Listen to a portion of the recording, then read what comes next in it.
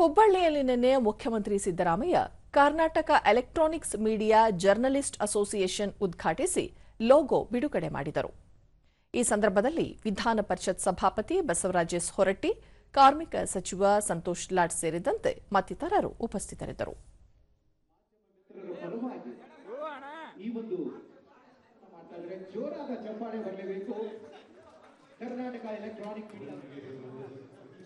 ಈ ವೇಳೆ ಮುಖ್ಯಮಂತ್ರಿ ಸಿದ್ದರಾಮಯ್ಯ ಊಹಾ ಪತ್ರಿಕೋದ್ಯಮ ಸಮಾಜಕ್ಕೆ ಹಾನಿಕರವಾಗಿದ್ದು, ಪತ್ರಕರ್ತರು ಇಂತಹ ಸುದ್ದಿಗಳನ್ನು ಪ್ರಸಾರ ಮಾಡಬಾರದು. ಸತ್ಯತೆಯನ್ನು ಪರಿಶೀಲಿಸಿ ಜನರಿಗೆ ತಲುಪಿಸಬೇಕು. ಪತ್ರಕರ್ತರ ಹಕ್ಕುಗಳ ರಕ್ಷಣೆಗೆ ಶಿಕ್ಷಣ, ಸಂಘಟನೆ, ಹೋರಾಟ, ಸಂಘಟನೆ ಬಹಳ ಮುಖ್ಯ ಎಂದು ಹೇಳಿದರು.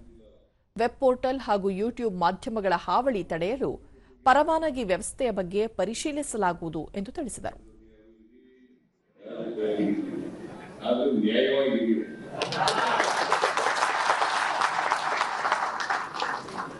ವಸ್ತುಸ್ಥಿತಿಯನ್ನು ಆಧಾರವಾಗಿ ಇಟ್ಟಿಕೊಂಡು ಕೆಲಸ ಮಾಡಿ ಸತ್ಯ ಹೇಳ್ತಕ್ಕಂಥ ಪ್ರಯತ್ನವನ್ನು ಮಾಡಿ. ಯಾಕೆಂತಂದ್ರೆ ಜನ ನಿಮ್ಮ ಮೇಲೆ ಬಹಳ ಭರವಸೆಯನ್ನ ಇಟ್ಕೊಂಡಿದ್ದಾರೆ. ಪತ್ರಕರ್ತರ ಮೇಲೆ, ಎಲೆಕ್ಟ್ರಾನಿಕ್ ಮೀಡಿಯಾ ಜರ್ನಲಿಸ್ಟ್ಗಳ ಮೇಲೆ ಬಹಳ ಭರವಸೆಯನ್ನ ಇಟ್ಕೊಂಡಿದ್ದಾರೆ.